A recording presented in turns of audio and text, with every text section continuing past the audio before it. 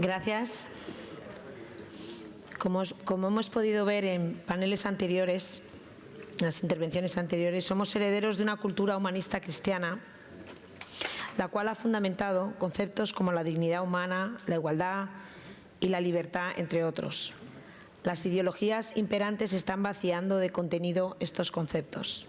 Por ejemplo, cuando nos venden que la libertad está en responder a nuestros placeres, cuando sabemos que eso no nos va a llevar a la libertad, que simplemente responder a nuestros placeres lo que nos va a llevar es a ser esclavos de los mismos, ¿no? También cuando nos invitan a perder el rastro de nuestra memoria y nuestra cultura y tradiciones, haciendo desaparecer también de alguna manera nuestra identidad. También se está viendo dañada la célula principal de la sociedad, como es la familia, donde el amor, las relaciones y los afectos se consolidan. Hoy vemos en Europa cómo se nos trata a las personas como sujetos aislados. De hecho, es chocante que no se dice casi nunca la palabra persona. Se nos llama individuos, como miembros de una especie. Es por eso que queremos acabar con este panel, donde podamos mostrar, ¿no?, que nuestras tradiciones, nuestra cultura, nuestra herencia es la que puede ser el punto de apoyo para un futuro de la Unión Europea con esperanza. Muchas gracias. Empezamos con un vídeo de la famosísima Katalin Nova. Todos los que estamos metidos en asuntos de familia envidiamos, ¿no?, la acción que se está llevando en Hungría, de manera tan creativa, con políticas de incentivos fiscales. Vemos los índices de natalidad que empiezan a subir a la velocidad que no esperábamos o que no esperaríamos en nuestros países. Entonces, ha querido estar con nosotros hoy presente a través de un vídeo.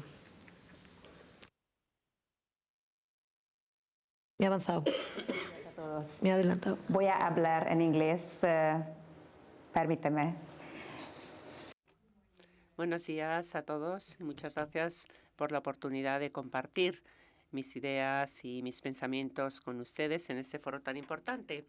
El tema es, por supuesto, muy importante en sí mismo porque se trata de la familia, se trata de la vida, se trata de la importancia de nuestros valores conservadores y, por favor, permitan que comparta con ustedes algunos elementos de las políticas de familia en Hungría y de los problemas a los que nos hemos enfrentado en Hungría. Gracias por mirarnos como ejemplo, porque desde 2010 y nuestra postura intergubernamental hemos estado trabajando por las familias húngaras, permitiendo a las jóvenes parejas a que tengan todos los hijos que quieran y cuando quieran. Y creo que esto es importantísimo para todos nosotros europeos, el hecho de que los jóvenes se sientan que tienen el apoyo a la hora de tener una familia, cuando sueñan con tener hijos, que no dejemos a un lado la importancia de las familias, que no dejemos a un lado la belleza de criar niños o de ocuparnos de nuestros mayores, sino al contrario, subrayar la importancia de los vínculos familiares y la importancia de la familia como recurso, como el recurso más elemental de nuestras vidas. Por eso en Hungría ponemos a la familia en nuestro foco. Por eso nosotros, independientemente de la decisión que tomamos como gobierno, siempre tenemos en cuenta la importancia y el interés de las familias. No solamente apoyamos a las grandes familias, a las numerosas, sino también, bueno, pues a los que tienen un solo hijo, o familias monoparentales, porque sabemos que tener una familia, bueno, pues es difícil, no es precisamente lo más fácil, pero bueno, somos conscientes de todas las luchas de las familias. A veces nos encontramos con momentos más fáciles, otros más difíciles, pero se puede superar independientemente de la dificultad que surja. Podemos salir adelante en nuestra vida familiar. Y aquellos de ustedes y aquellos que hayan criado niños y que tengan al mismo tiempo una carrera profesional, pues saben perfectamente lo difícil que es, conciliar la vida laboral y familiar. Y bueno, el estar ahí en la familia de forma responsable, pero también en el trabajo. No es fácil para las mujeres, pero no es fácil tampoco para los hombres, y aún así lo podemos hacer. Quiero hablar un poquito también de las políticas familiares de Hungría. Para nosotros, hoy estamos hablando del valor de la vida y la importancia de las familias. Nosotros empezamos a través de la Constitución hace 100 años.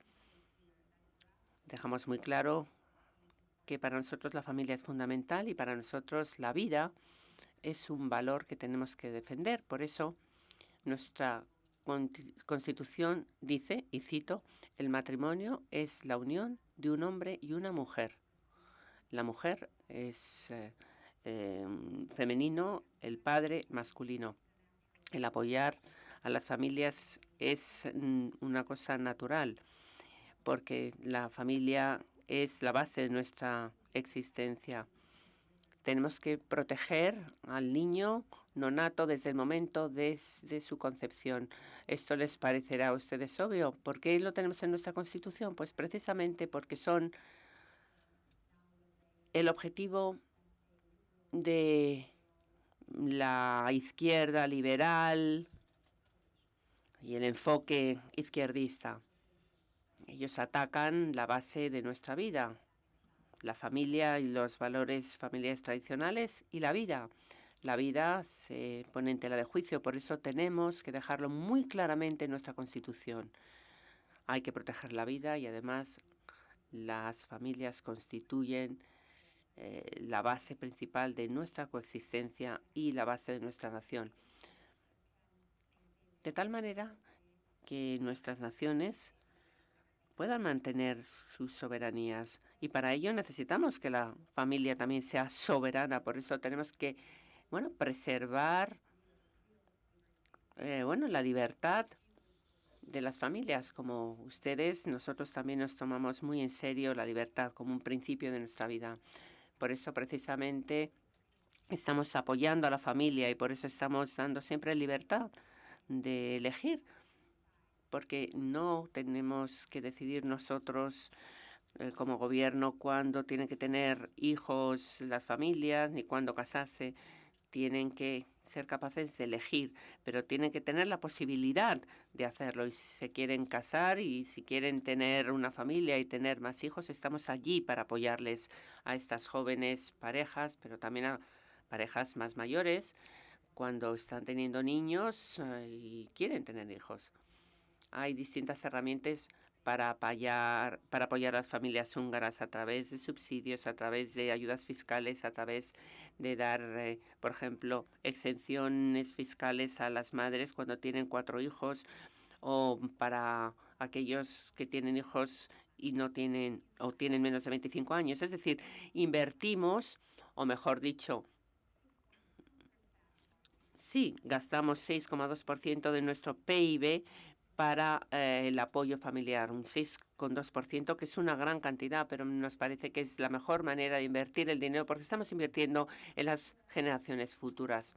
¿Qué pasa con la cooperación europea? Porque, claro, vemos que en Hungría tenemos una alta inversión en las familias y vemos también que estamos apoyando otros muchos asuntos. Por ejemplo, ahora el número de matrimonios es el doble de lo que era hace 10 años y tenemos el aumento de la tasa de fertilidad más alta de la Unión Europea. Ha crecido un 27% en los últimos 3 años. Es decir, vemos que nuestras cifras están también en la dirección correcta y sabemos que para ustedes en España precisamente la situación no es igual. Y tampoco es el caso de la mayoría de los países europeos. Entonces nosotros a lo mejor tenemos aquí una experiencia que podemos compartir con ustedes y creemos que es muy importante que todos cooperemos.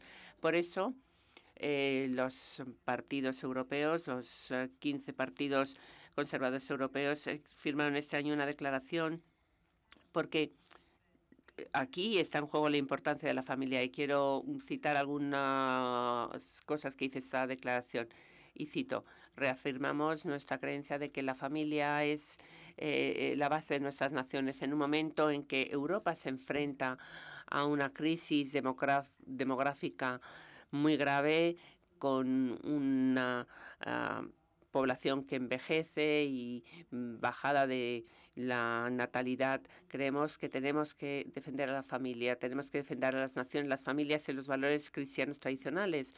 Cuando hablamos de nuestro futuro común, de nuestro futuro europeo, no nos olvidemos de que se trata también del futuro de nuestros hijos, de nuestros nietos y de cómo podemos ayudarles de la mejor manera, asegurándonos de que la familia es un valor muy importante que tenemos que preservar y que solo podemos sobrevivir si tenemos hijos, y por este motivo todos tenemos que apoyar a las familias. Por ejemplo, les podemos contar la experiencia de Hungría. Estamos, por supuesto, abiertos a aprender de otros. Adelante, porque España necesita también el apoyo de la familia y gente familiar, orientada a la familia, que quieren ver que sus familias reciben el apoyo del Estado. Estamos ahí para darles a ustedes apoyo y para contaros nuestra experiencia y compartirla con vosotros. Muchísimas gracias por invitarnos y muchísimas gracias por darme la oportunidad de compartir con vosotros mis ideas.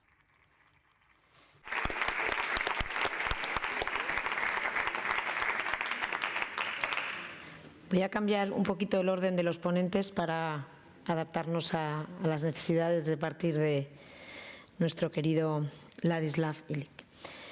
Ha llegado a ECR, al grupo de conservadores y reformistas, como agua fresca. Es violinista y diputado nacional, presidente de su partido Harst. Ha sido toda una vida dedicada a la promoción de la familia y la educación de los niños. Ha trabajado para ONGs y es padre de familia numerosa con 6 hijos. Una curiosidad es que le gusta jugar al squash. Todo un privilegio tenerlo entre nosotros. Muchas gracias.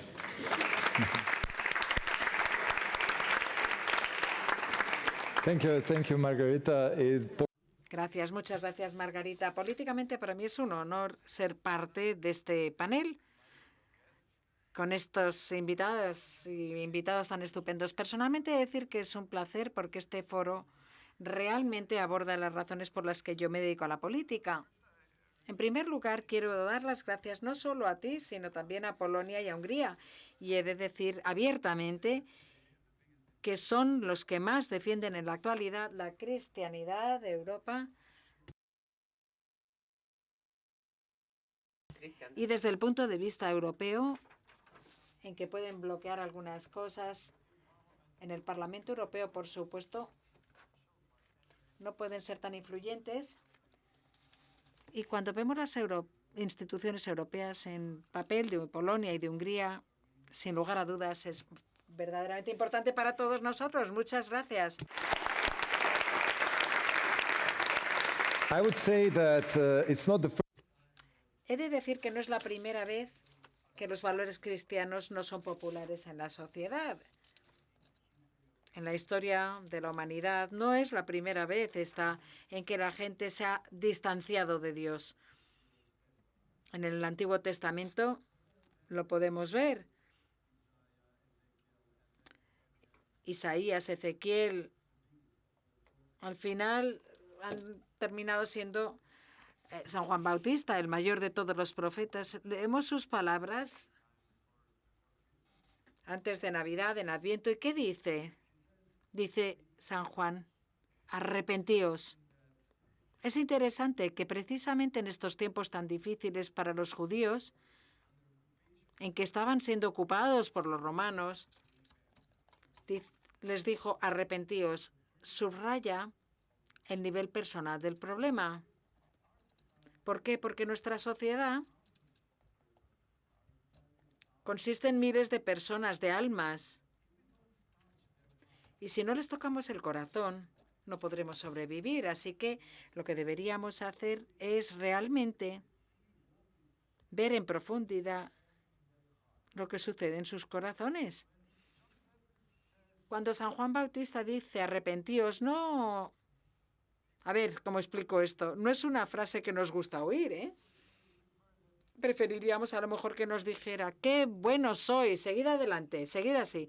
Pero si dice arrepentíos, se refiere a que debemos cambiar. Cambiar no es algo que nos resulte cómodo a nadie, ¿no? Para cambiar hemos de sacrificarnos. Pero el estar dispuestos a sacrificarnos es algo que tiene que ver también con nuestra capacidad de amor. Porque si verdaderamente amas a alguien, estás dispuesto a sacrificarte por él o por ella. No hay verdadero amor sin estar dispuesto a sacrificarte. También me gustaría decir que en la medida en que estés dispuesto a sacrificarte por alguien, es tanto, esa medida es la que mide tu amor. Y esa disponibilidad al sacrificio, el estar dispuesto a sacrificarte, es lo más importante que tenemos que considerar. ¿A qué me refiero? A que el estar dispuesto a sacrificar es algo que hay que practicar. Como pasa con los deportes, no es fácil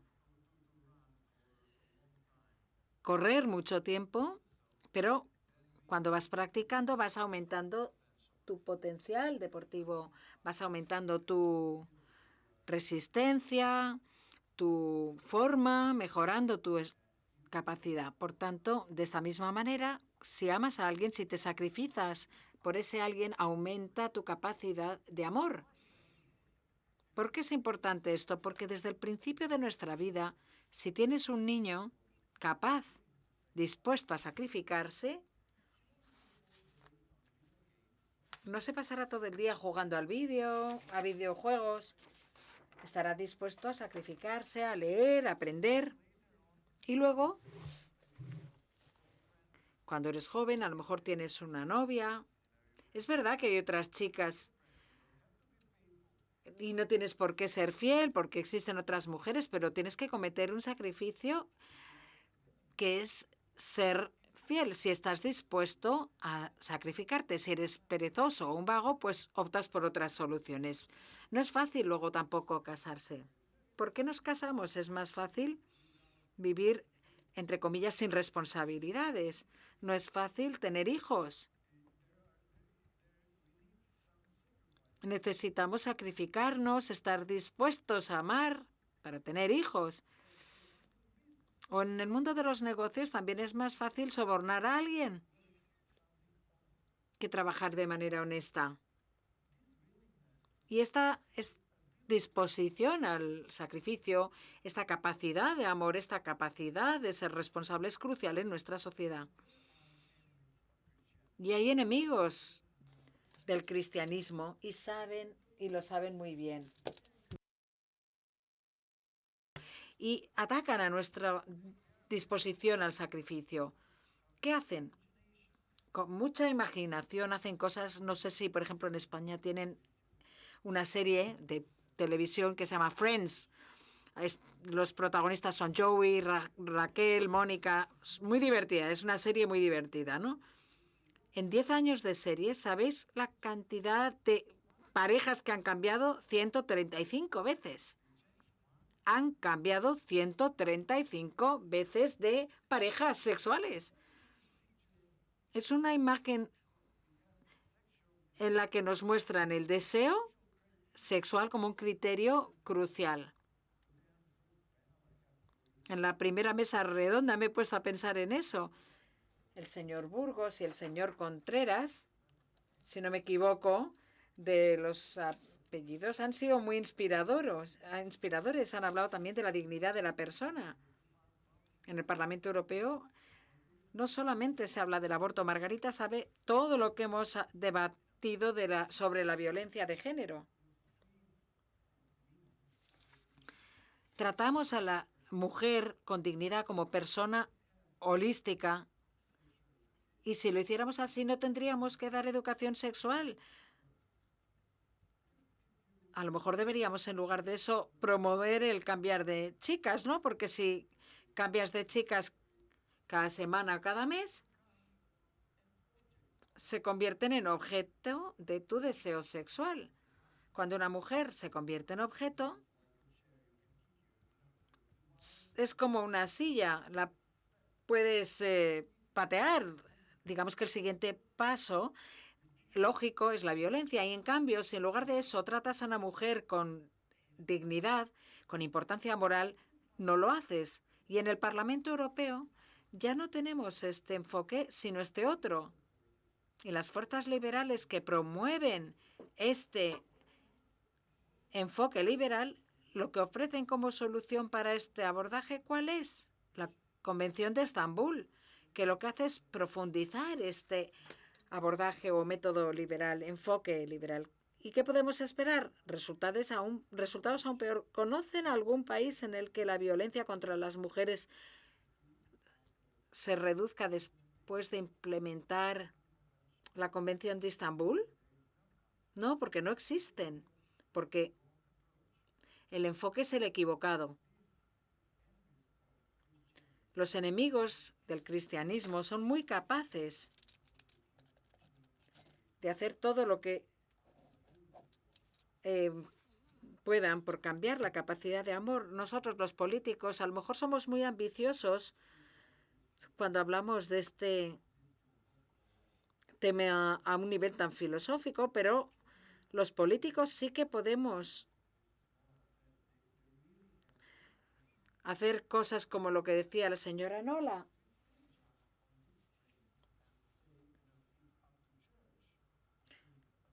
Si decimos que de los valores debemos dejárselo a la Iglesia, corremos el riesgo de convertirnos en un partido popular, ¿no? Y voy a ser muy claro, como dicen los del Partido Popular, sí, tienen algunas frases, pero han perdido el contenido. Y esto es un nivel personal de valores con contenido. Y nosotros estamos aquí en la política para luchar, para ayudar al desarrollo de estos valores, a la evolución de estos valores. Por eso me ha gustado tanto que el señor Orbán haya invertido no solo en estas medidas, en este marco, sino que ha invertido mucho en educación, en preparar unos planes de estudio cristianos en el colegio, etcétera. Por tanto, no solo tenemos marcos, sino contenido. Soy muy optimista al final. Hay una señora de la segunda mesa redonda, que se me ha olvidado su nombre.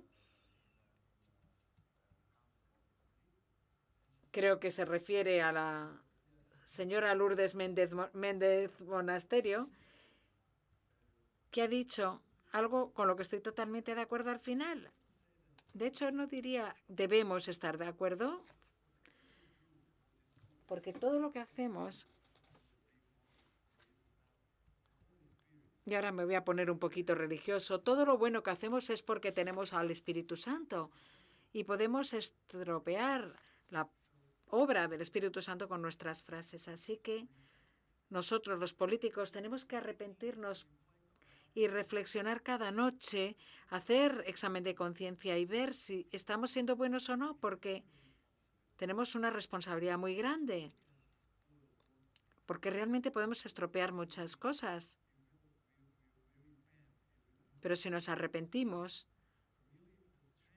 si abandonamos nuestros pecados, la fuerza del Espíritu Santo es tal que puede mover montañas, puede hacerlo todo.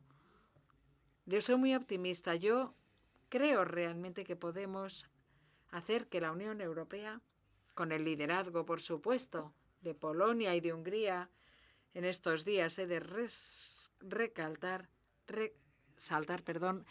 vamos a poder cambiar Europa para que sea más cristiana, para que sea más sostenible, porque realmente creo que el cristianismo es la única manera sostenible de funcionar en la Unión Europea. Gracias.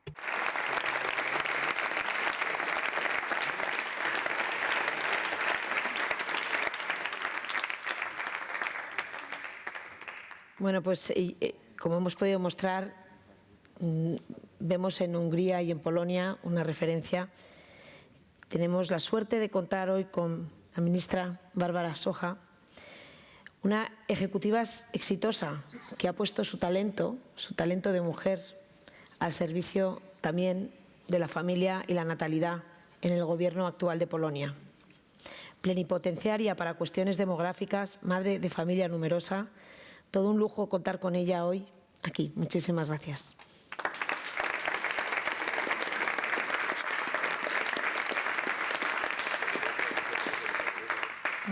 Thank you very much. Muchas gracias, señoras, señores. Es un gran placer para mí estar aquí hoy con ustedes, con vosotros, escuchando a mis colegas de aquí con sus palabras tan interesantes. Muchas gracias por ello. Colaboramos mucho con Hungría, conocemos mucho la política familiar de Hungría y he de decir desde el principio que nosotros nos inspiramos mutuamente. Estamos muy atentos a lo que hace Hungría desde el punto de vista de políticas familiares. Sabemos que Hungría también está muy atenta a lo que hacemos nosotros en Polonia, así que intercambiamos nuestras experiencias e ideas y colaboramos muy bien. Y creo que puedo compartir con vosotros, con ustedes, algunos de nuestros ejemplos. Pero antes de ello, me gustaría empezar diciendo que habéis hablado mucho de cultura, ¿verdad? Y de filosofía.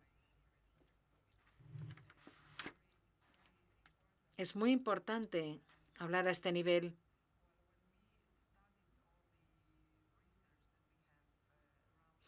Si estudiamos los estudios de investigación sobre los porcentajes de fertilidad familiar, que nosotros tenemos el mismo problema que tenéis aquí en España con la baja tasa de fertilidad, vemos que realmente hay una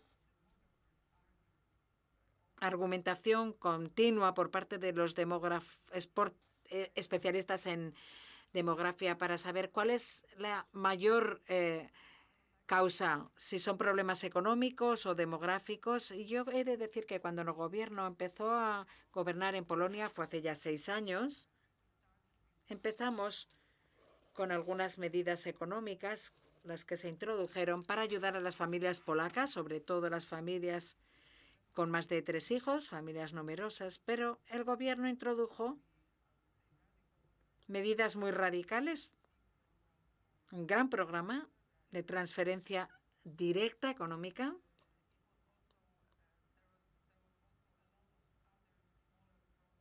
y otros programas también más pequeños, pero la mayoría de ellos relacionados con ayudas económicas. Y después de 4 años volvimos a tener elecciones y el nuevo gobierno, hace 2 años, nuestro primer ministro introdujo el nuevo papel, que es plenipotencial gubernamental para política, y tengo el honor de tener esto.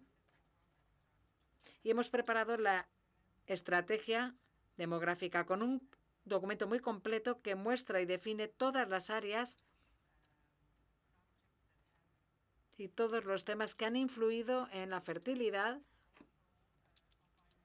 y que combina tanto los temas económicos como culturales.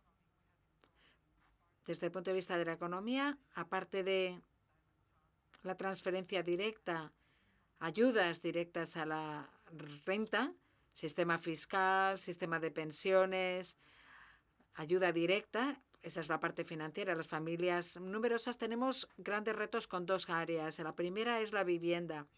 Así que estamos muy atentos a lo que hacen en Hungría desde el punto de vista de las políticas de vivienda. Y otra dificultad que tenemos es el problema de la conciliación familiar, porque las mujeres en Polonia trabajan duramente. Tenemos una cultura de trabajo muy metida en nosotros, así que esto es un gran reto, un gran dilema para todas las mujeres de Polonia. Si dejar de trabajar cuando empiezan a tener hijos o si seguir trabajando. Y esto es un esfuerzo tremendo, puesto que en Polonia no existen los trabajos a tiempo parcial. Algo común, por cierto, a todos los países del este, creo. Pero en otros países, en Europa occidental,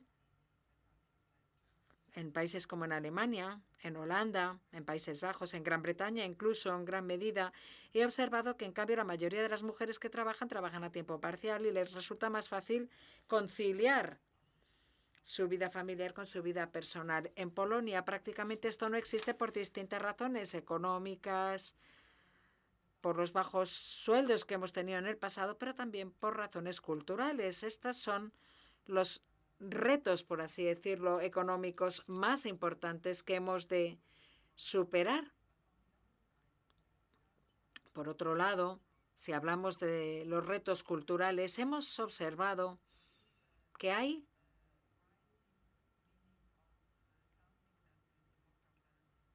algo que los demógrafos llaman adicción al trabajo, creo que es, y lo hemos observado en los países escandinavos, como en Suecia, en Finlandia, aunque tienen una buena situación económica,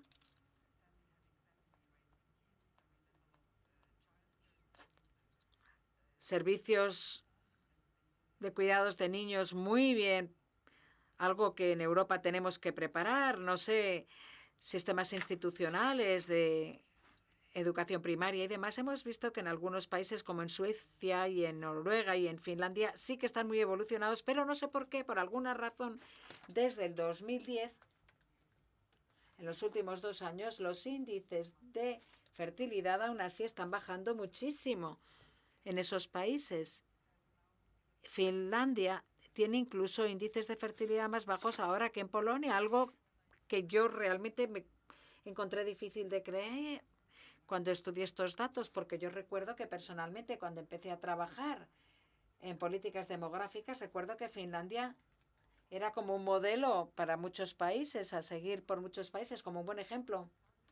Y cuando empecé a trabajar hace 2 años en esto,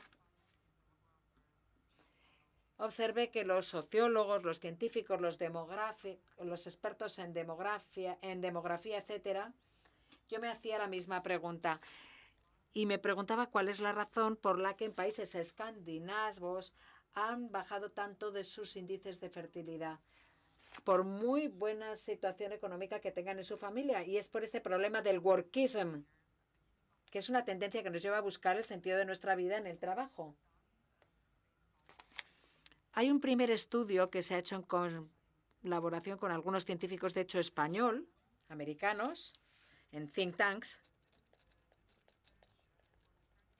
Es un estudio que por primera vez me ayudó a entender qué es lo que está pasando en estos países. ¿Por qué lo menciono? Porque en Polonia empieza a llegar también esto. Es una filosofía de la vida que se llama workism, tendencia que nos lleva a buscar el sentido de la vida en el trabajo en lugar de buscarlo en la familia. Significa que hay gente que considera que su vida profesional es la que les da sentido a su vida. Es su valor número 1. Y si sucede esto, el resto lo ajustan a su profesión, a su carrera. Si yo soy workista, yo considero que mi vida profesional es lo más importante de mi vida y mis decisiones, sea casarme o no, sea tener hijos o no, todo esto va sometido a esta primera decisión, que es que el sentido de mi vida lo tiene el trabajo. Lo que le da sentido a mi vida es el trabajo. Si en lugar de eso soy familista, para mí el valor más importante es la familia. La primera decisión es sí, me quiero casar, sí, quiero tener hijos, y la segunda decisión es tengo que trabajar, necesito trabajar, quiero crear junto con mi marido las condiciones en las que criemos a nuestros hijos. Es más, estoy dispuesta a ayudar a otras personas a sentirse igual de feliz que yo por haber optado por esta manera de vida. Porque somos felices y queremos compartir esta felicidad que me ha dado estas decisiones. El ser familista no quiere decir que seamos vagos y que no queramos trabajar. No, no es o trabajador o familista, no. Y en los países escandinavos, en los últimos 10 años, ¿qué ha pasado? Al investigar este tema, hemos observado que este workismo es una tendencia que se ha hecho cada vez más extendida, más popular. Para mí lo interesante de estos estudios ha sido observar que estos sistemas de cuidados institucionales tan supuestamente promovidos han influido precisamente en este workismo. ¿Por qué? Porque cuando un joven decide tener un hijo y rápido volver a trabajar, porque puede dejar a su hijo en una guardería, etcétera, le resulta más difícil tener un segundo hijo. Y cuando empecé a ver esto, fue cuando por primera vez empecé a observar por qué en países tan desarrollados, en teoría al menos, resulta que las tasas de fertilidad están bajando. ¿Y por qué hablo de esto? Porque esto se observa cada vez más también en Polonia y creo que desde el punto de vista cultural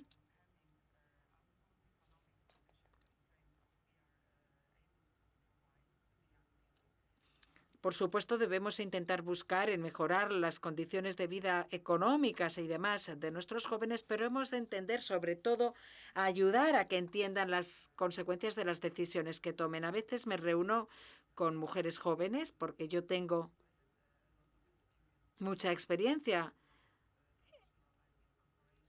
en incorporación en la empresa de jóvenes. Y les suelo preguntar, ¿cómo combinas, cómo concilias tu vida familiar con tu vida laboral?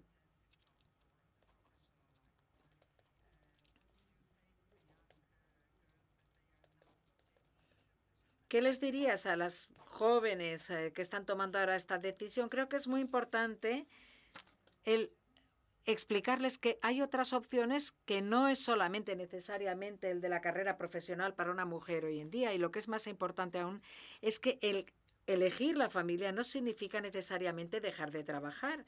Se pueden tener las dos cosas. Tengo una edad tal en la que mis amigas, que son de mi edad también, no han tenido hijos como he tenido yo, o no se han dedicado a la familia como yo, y ahora me empiezan por fin a reconocer que lo lamentan porque ya es muy tarde para ellas. Y creo que el desafío más importante para mí, el objetivo a nivel cultural para mí más importante, es que los jóvenes sean conscientes, las jóvenes sean conscientes de que pueden elegir entre distintas opciones, porque la número uno, que es la vida profesional, ya tiene mucho apoyo. No hace falta que se lo probamos más. Ya tienen mucha información, ya les venden mucho esta idea del éxito a través de la profesión, etcétera. No. En lugar de eso necesitamos una segunda voz para encontrar el equilibrio en este campo, para que las jóvenes también oigan hablar de esta segunda opción, porque como nación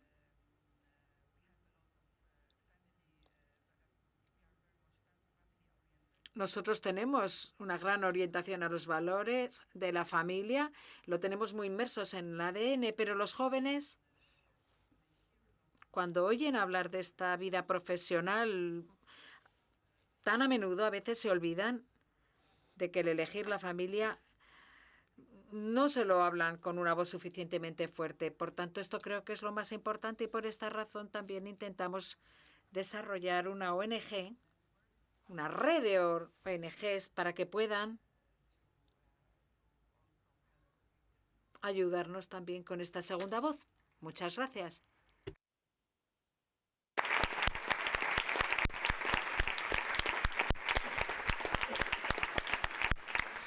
Muchísimas gracias.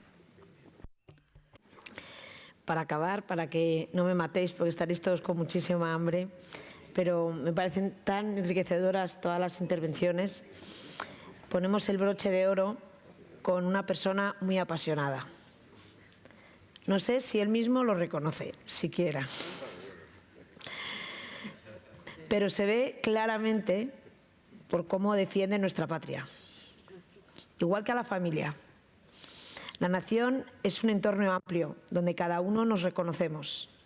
Realmente la patria nos proporciona una identidad que hoy está siendo atacada. Muchas gracias, Jorge.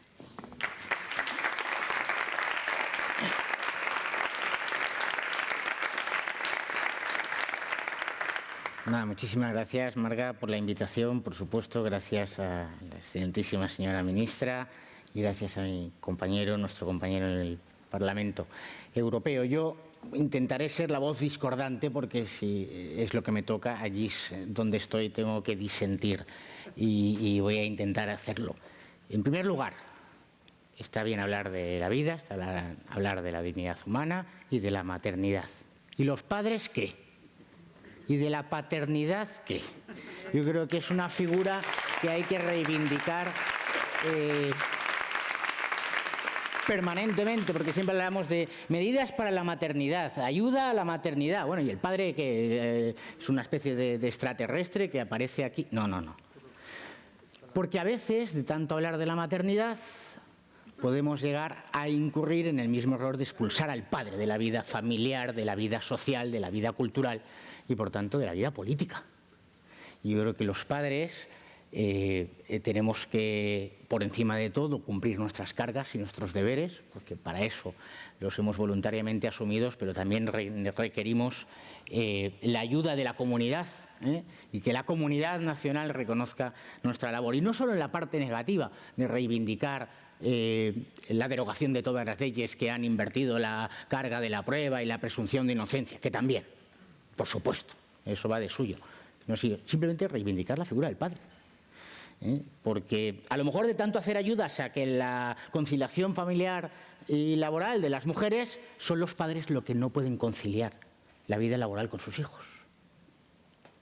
Yo creo que también los padres tenemos todo el derecho a estar con nuestros hijos. Y le digo yo, que tengo aquí a mi mujer, que estará pensando, no des tanta doctrina, que luego estás mucho tiempo fuera de casa. Pero creo que es importante. Segunda idea. Se ha hablado mucho de la dignidad del ser humano. Yo he escuchado charlas extraordinarias y, por supuesto, me adhiero intelectualmente a la mayor parte del contenido. Pero a mí me gustaría hablar de otras vertientes del ser humano. Y es que el ser humano, el hombre, es un ser histórico, es un ser cultural, es un ser social, que está puesto en el mundo en un determinado momento. Yo no soy una especie de naturaleza, de alma, que vaga por el planeta, lleno de derechos y de dignidad. Yo soy un español. Y mi forma de ser humano es ser español.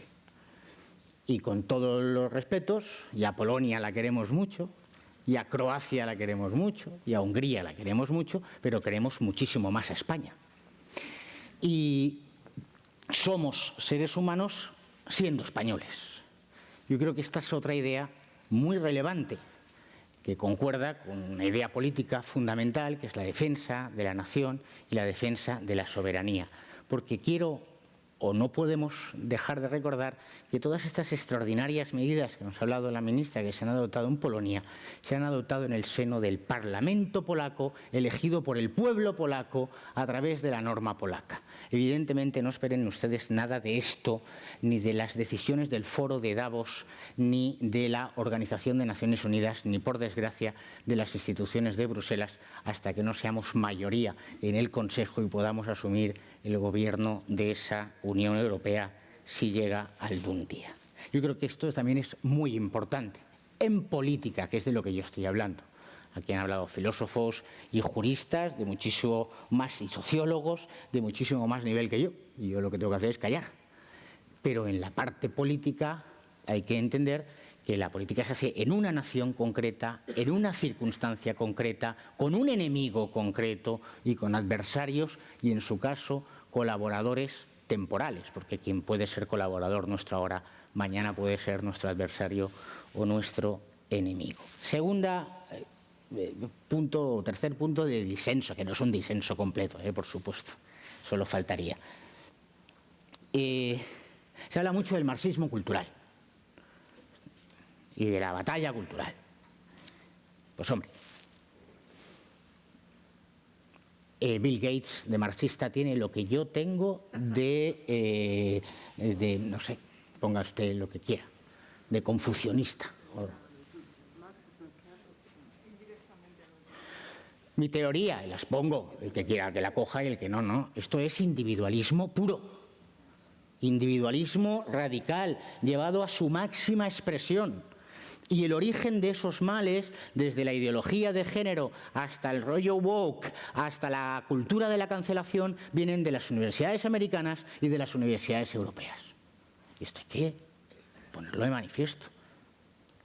Otra cosa es que estos tipos, que son muy listos, hayan infiltrado las bases del Partido Comunista o los partidos comunistas europeos, y los partidos comunistas europeos que decidieron en un momento dado que preferían comer y cebarse como buenos burgueses y dejar la defensa de los trabajadores a nadie, hayan decidido utilizar todo esto para producir su objetivo fundamental, que es romper la unidad de la comunidad. Esa unidad esencial, que es la unidad es el principio fundamental en la familia y es también, a mi modo de ver, el principio fundamental en una nación. El marxismo lo que ha ofrecido es una técnica política, una dialéctica y una interpretación materialista de la historia, que es perfecta para los objetivos de ese individualismo que dice: yo me configuro a mí mismo como un sujeto soberano, libre, me autodetermino, determino mi género, determino mi edad, abriendo la puerta a la pedofilia, que es lo que se pretende con las leyes más aberrantes. Es la autodeterminación completa y así yo puedo hacer lo que me dé la gana. Por cuanto está bien que hablemos de marxismo cultural, por supuesto, y tal, pero no olvidemos que en el fondo, la idea de fondo es ese individualismo, es ese individuo que está por encima de la comunidad. Y yo frente a esto debo decir que disiento. Yo no estoy por encima de mi familia, que es una pequeña comunidad humana. Ni mis hijos están por encima de mi familia. La comunidad es algo sustancialmente más importante. Y concuerda con una idea que ha dicho nuestro colega croata, que es la idea del sacrificio, la de la generosidad, la reciedumbre, toda una serie de virtudes que no son individuales, son virtudes que se ejercen en lo colectivo. Digo porque, y coincido también en parte con la crítica a la teoría de los derechos humanos, los derechos uno los tiene en la comunidad. Hay exigencias de la dignidad humana, por supuesto, no podemos matar a la gente. Pero los derechos se tienen en la comunidad. Y uno de los problemas fundamentales y de las grandes críticas que se ha hecho a la teoría de los derechos universales es que esos derechos por su propia naturaleza no son universales, porque no son los mismos que tienes en España que los que puedes tener en Arabia, en Irán, en Afganistán o en China. Porque China, Arabia, Afganistán, República Surafricana y España tienen una historia, una cultura, unas tradiciones, unas costumbres distintas. Hemos llegado a determinados momentos de la historia en determinadas condiciones. Y voy a concluir solo con esa idea. Efectivamente, hay que tener en cuenta, no nos olvidemos que las políticas de Hungría y las políticas de Polonia son para húngaros y polacos. Y eso es lo que hace potente políticamente esa decisión. Y parte del reconocimiento de que hay una comunidad política que se define y se protege a través de unas fronteras. Y las políticas de natalidad, de demografía, de reducción de impuestos, de ayuda a la inversión, todo es para polacos y para húngaros, porque no se promueven las cosas teóricamente, se promueven para un sujeto concreto, que yo es lo que quiero defender, mi historia, mi costumbre, mi tradición. Y por último, porque así cumplimos, quedan 56 segundos, creo que el panel este va a cumplir los objetivos temporales. Me ha gustado mucho la idea de que nuestra civilización es la única sostenible. Y la sostenibilidad, por supuesto, pasa por la sostenibilidad de la raza humana, de la especie, de nuestra familia, de la familia española, la sostenibilidad del Belén, la sostenibilidad de la Navidad, la sostenibilidad de la ayuda mutua. Una reflexión, y yo aprendí de jovencito y a mí me sirve. Cuando uno se levanta por la mañana, abre el grifo y sale agua. ¿Tú qué has hecho para tener ese agua? ¿Cuántas personas han trabajado en el pasado y están en el presente para garantizar que se abra? Y tú sales de tu casa y hay una carretera. ¿La has trabajado tú? ¿La has hecho tú? No, hubo muchas personas que en su momento trabajaron en condiciones laborales a lo mejor muy duras, cobrando muchísimo menos de lo que tú cobras encorbatado, y que han garantizado una carretera para que tú puedas llegar. Y hay quienes ahora están trabajando para su conservación, para su mantenimiento. Estos son los que garantizan tu derecho. Porque si no hablamos de la libertad de circulación y residencia. No, que te la garantiza el tipo que ha hecho la carretera. Y el tipo que está en una cadena de montaje, montando ese coche para que tú puedas funcionar. Y así en todo. Abrimos la radio y hay un Estado que ha creado, por supuesto, toda una red y que garantiza el funcionamiento de las cosas. Valoremos las cosas y valoremos que nuestra libertad está en el seno de la comunidad, que es la comunidad la que nos hace fuertes. Y por eso, si España es fuerte, nosotros somos fuertes. Si nuestra familia es fuerte, nosotros somos fuertes. Por eso valen más las cosas estables y permanentes que las cosas precarias. Y por eso, yo decía el otro día en el Parlamento Europeo, no le podemos decir a nuestros jóvenes, y aquí tenemos muchos, que ya se les acabó, que ya no van a tener una familia para siempre. Por supuesto que tenéis todo el derecho a tener una familia para siempre. Y tenéis todo el derecho a tener un trabajo estable. Y al que os diga que vuestra vida está condenada porque el mundo moderno exige que vuestra vida tenga trabajos precarios de 850 euros, les tenéis que decir que se metan su teoría por donde les quepa. Porque ellos tuvieron derecho a un trabajo estable. Y que estáis obligados a trabajar en empresas que en un momento dado se reúne el Consejo de Administración y dice yo me voy a Turquía. Pues vosotros le tenéis que exigir a la comunidad, al Estado y al Gobierno que haga todo lo posible para que esa empresa no se vaya a Turquía. Para que mantengáis vuestros trabajos, vuestras familias, vuestro futuro. Yo creo que esto es muy importante. Y eso es también derechos humanos. Y eso también es defensa de la vida, de la familia y de la comunidad, porque así todos seremos fuertes. Y me he pasado, lo siento, Marga. Lo siento. La que me he pasado yo del principio, ¿no? Con el programa tan exigente. Pues yo recojo, para terminar, la recomendación de Jorge, ¿no? De la teoría a la práctica. Es verdad que el día ha sido muy teórico, pero hay que inspirarse a veces para luego ponerse en acción. Y yo sé que estáis en acción, sabéis que estoy en acción, sabemos que estamos todos en acción. Sigamos, keep going, para conseguir ese futuro esperanzador que todos ansiamos. Muchísimas gracias por estar aquí.